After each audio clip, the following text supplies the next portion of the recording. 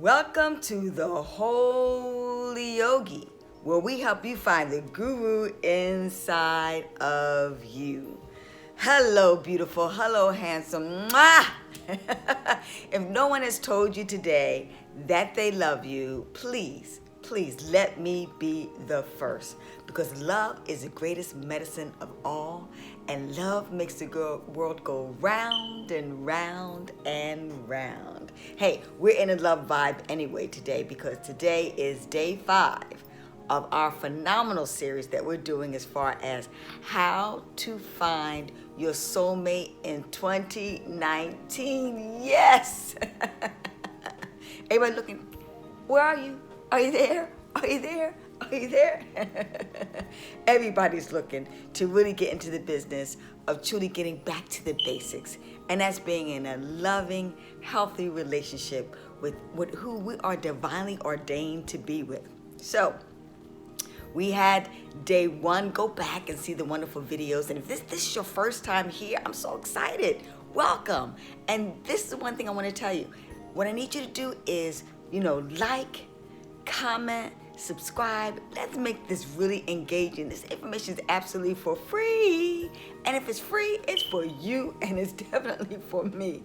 And I can't wait to share with you this great information. But I've got 4 other videos that you can go back and you can check out that discovers all the 4 past secrets as far as how to find your soulmate. And you don't want to miss it. You want to follow it, everything. But stick around right now. Let me give you the details as far as number 5. Okay, so today we are going to discuss we're number 5, right? We're going to discuss acceptance. Maybe it's number 4. Maybe it's number 4. I think it's number 4. We're going to talk about acceptance. Yep. The good thing about a relationship, any relationship that you're in, okay, we're going to get back to the real basic, any relationship that we're in a consistent cycle of love, acceptance, and forgiveness. Love, acceptance, and forgiveness. And so yesterday, I talked about, the very first day, we talked about, really getting the business of loving yourself. That is so vital, because you can't recognize what you're not. And if you're not a loving person, and if you're not loving yourself, how can you expect other people to love you? Okay? So that's what it's really all about. Get into that place of complete unconditional. Yeah. That's the hardest type of love that's out there. I'm talking about unconditionally based love. So we're probably still working on those things, but that's what we need to do. Number 1 is get into that place of complete, unadulterated, unconditional love. Number 2, we talked about yesterday, forgiveness. Forgiving yourself, forgiving your previous past love mates, and releasing it and letting the past go, because you can't carry all that baggage into your next relationship. It's going to do it absolutely no justice. And more important, you want to go with a clean slate, and go in with the complete understanding. And a lot of people don't do this, and that is trusting them. Okay, we'll talk a little bit further about that on another one coming up in the next couple of days. But one of the key things we'll talk about, acceptance. Matter of fact, I would prefer for people, because we don't tend to do this, is to learn how to truly accept people for who. Instead of telling people, I love you, I want you to start marinating and saying, I accept you as you are. I accept you as you are. Matter of fact, this morning, I'm going to do this with my children. I'm going to look them in the eye. Good morning. I accept you as you are. I accept you as you are. I accept you as you are. That is so vital and so important, because we've been conditioned, we've been brainwashed, all of us. My parents taught me this, their parents taught them that, their parents taught them that. I mean, that is the true, foundation of, a lot of, complications in love, is that the ability to accept people for their sanskars, their habits. Like, you may be punctual and that person is late. And we assume that if that person is late, that they're inconsiderate, that they don't love us, that they don't care about us, without realizing that that's just really a bad habit. And let me tell you something you haven't realized. It's probably a bad habit that they had in a past lifetime that they're bringing into this lifetime. And the only way that we can truly heal, that particular bad habit or sanskars or, peculiar nature of their personality is by basically accepting them as they are, not bashing them and telling them you are late and you need to stop being late and you just start being on time because you are affecting me and my feelings and my emotion and you're inconsiderate and then yada, yada, yada, yada, yada, and it just really gets out of whack. But the beautiful thing about it is if you can accept them as they are and then gently, without anger, without any drama, without any head motions and fingers going back and forth, because that's affecting you, that's not affecting them at all. And that's not going to get the bottom line done. Nobody likes to be criticized. Nobody likes to be judged. They put up their blinders, they become stubborn, and nothing actually gets done. The best way, if you want to seek change in other people, is be the change that you're looking for. You've heard that before.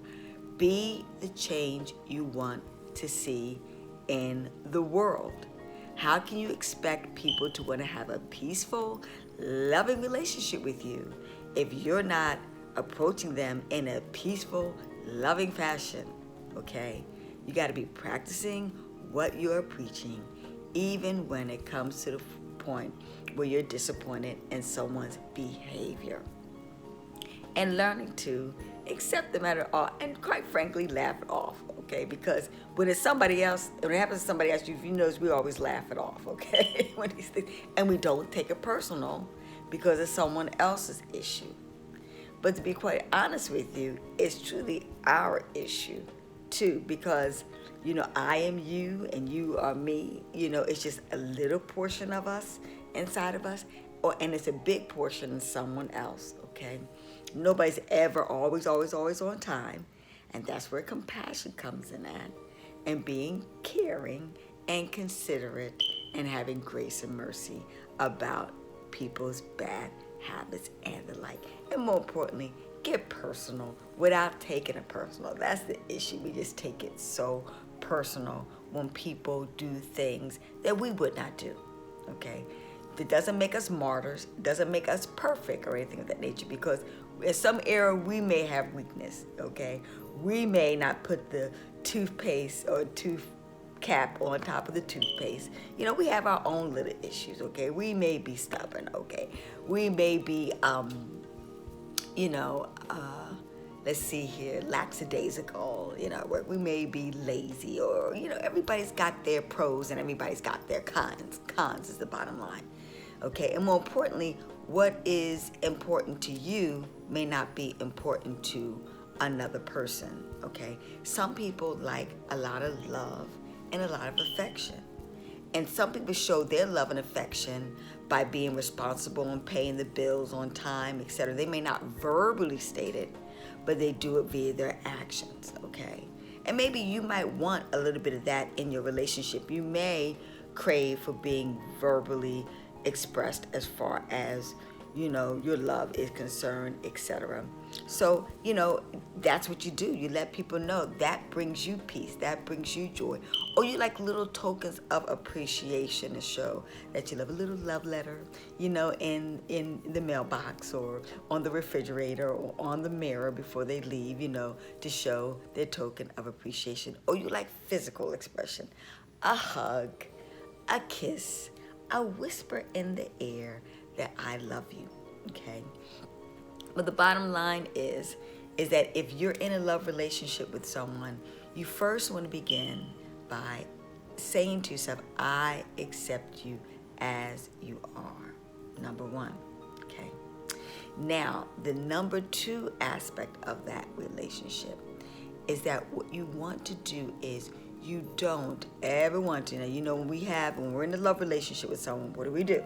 We go to our girlfriend or we go to our boyfriend and we start, she doesn't understand me. She doesn't, do the things that I want her to do. You bashing them. You're talking negative about them to other people, okay? or you're writing it down, or you're marinating in that negative energy, in that quality about that person, and that's lasting throughout the day. Because then first you're going to tell your mama when you talk to her on the phone in the morning before you go to work, and then when you get to work you're going to talk to your employee, best girlfriend, etc. Then after you get off of work you're going to talk to your childhood girlfriend, etc. And you've been marinating in that negative energy about your mate to about 4 or 5 people, and then they're gonna put in their 2 cents because they love you and they want you to be happy, and they're hearing just your side of the story, and your side of the story sounds like you're the right one. You know how we do that.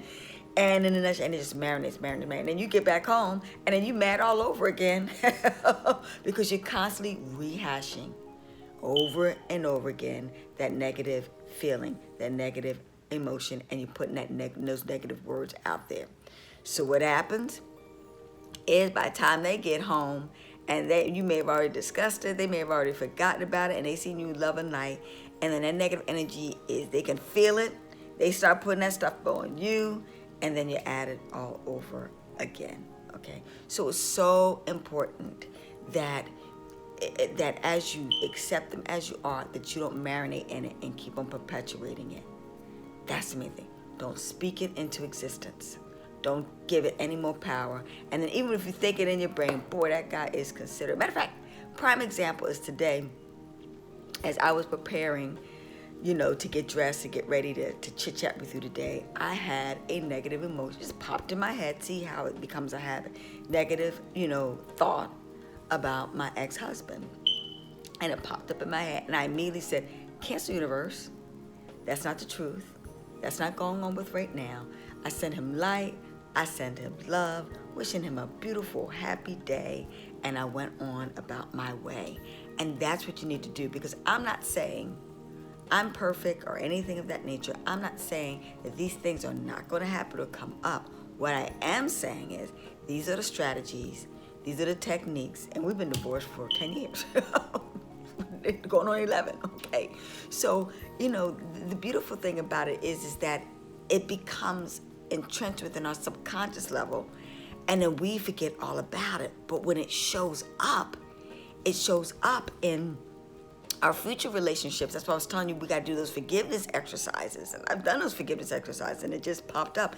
But that's how entrenched. That's when it's like really deep down the side of us. But we don't panic and say, "Oh my God, I didn't get it."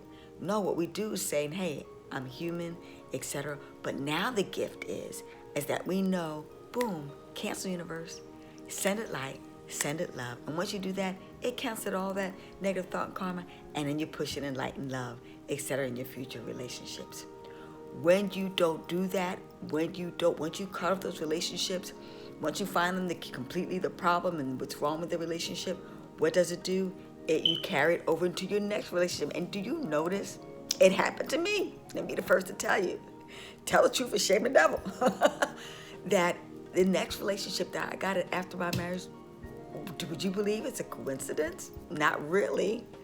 That person had the same personality, the same scars as my ex-husband. So I was meeting my ex-husband all over again. You know why? Because I didn't cut it.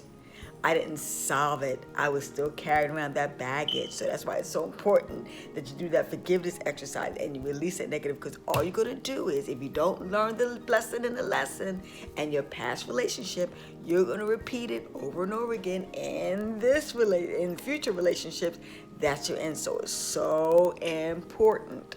And you realize that you're the one that had the problem, because guess what? The person changed. But you didn't change. Yup.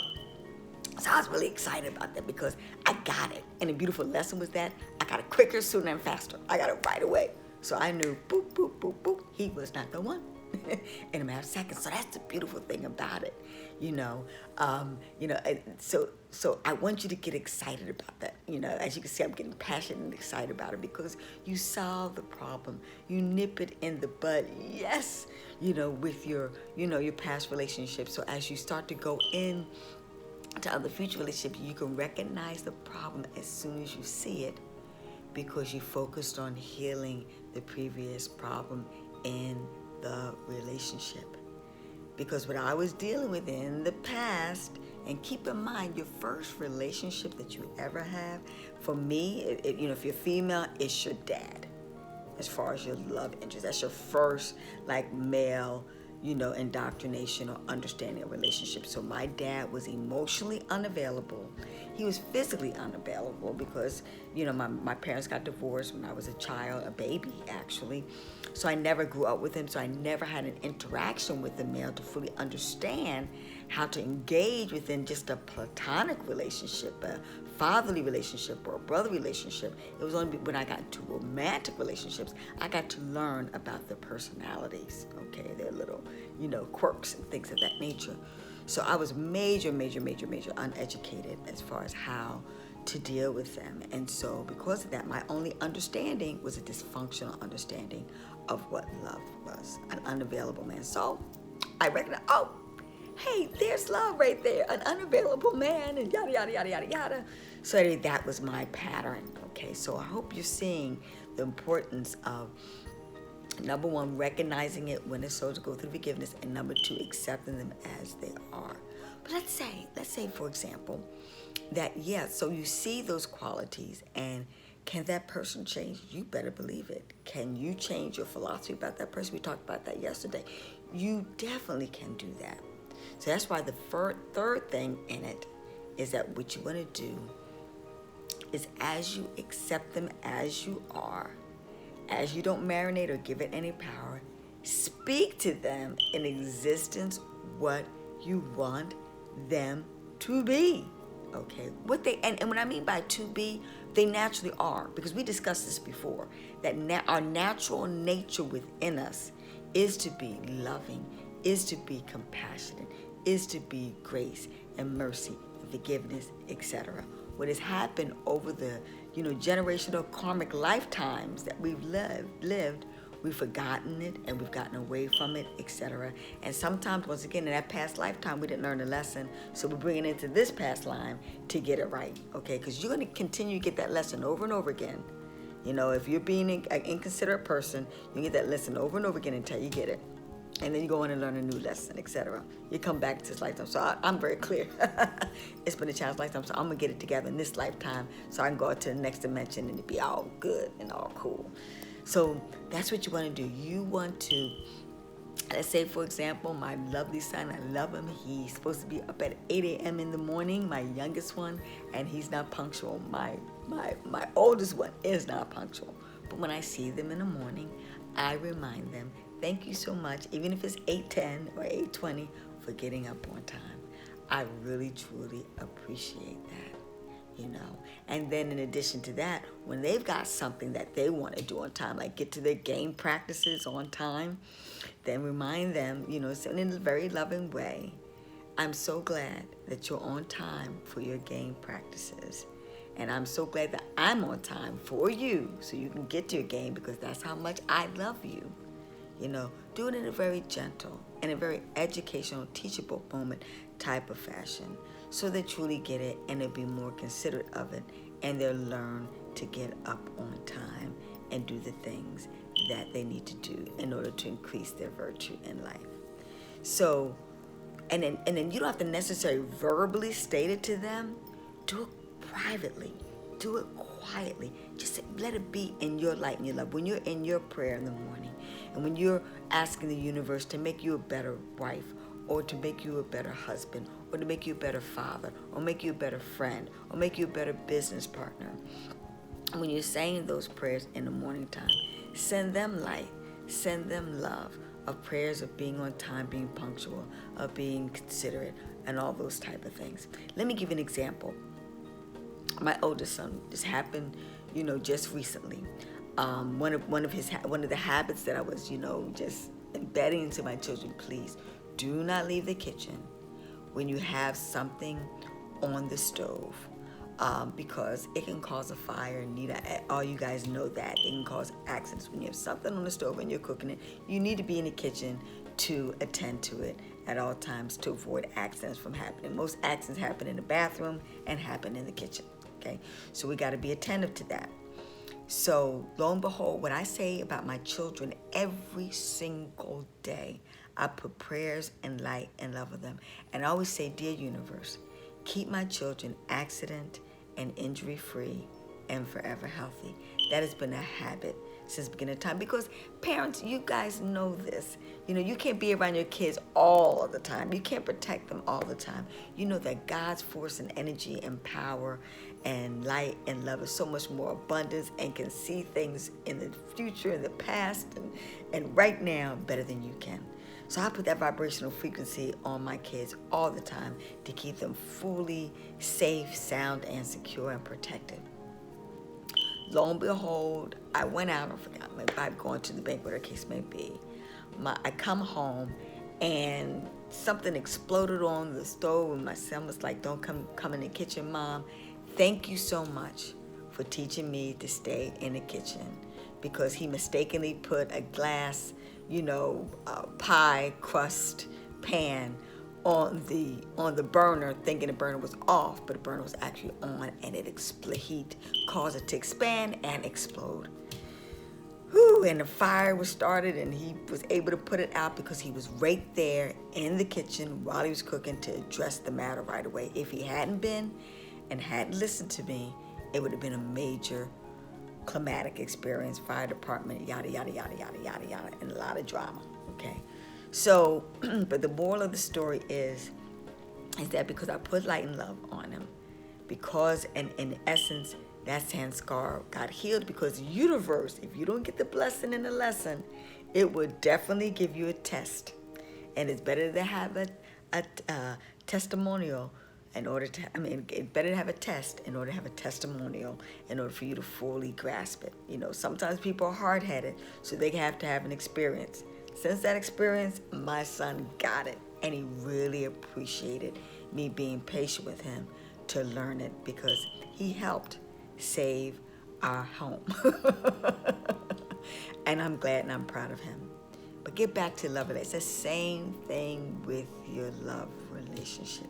And that's where a lot of patience come into play, because I've been telling him this for the last 10 years. When he's 8 years old, and he started doing a little cooking in the kitchen, and at the most important time, when it needed to be gotten done and it needed to be acted upon, he got it done. Now, it was in proper English what I just said, but you get what I'm talking about, people.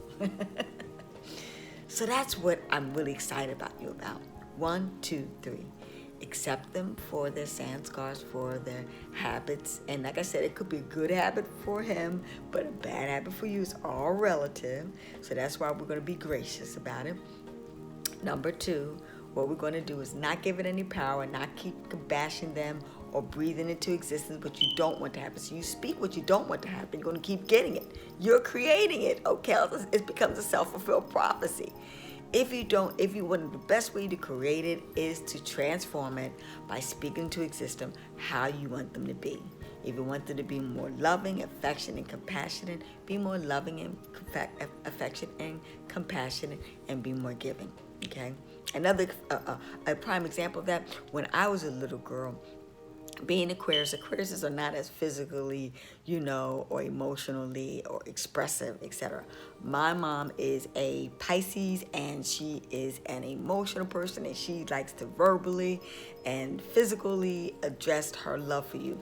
And so she saw that, imbalance within inside of me of being emotionally detached. My father was Aquarius, and he was emotionally detached. See, get it? Okay, so what she did was, she could divorce her, but she can't divorce her children, right? Nowadays. Anyway, so what she did was she saw that, and so what she did every morning, she hugged and she kissed me and she held me and she told me that she loved me.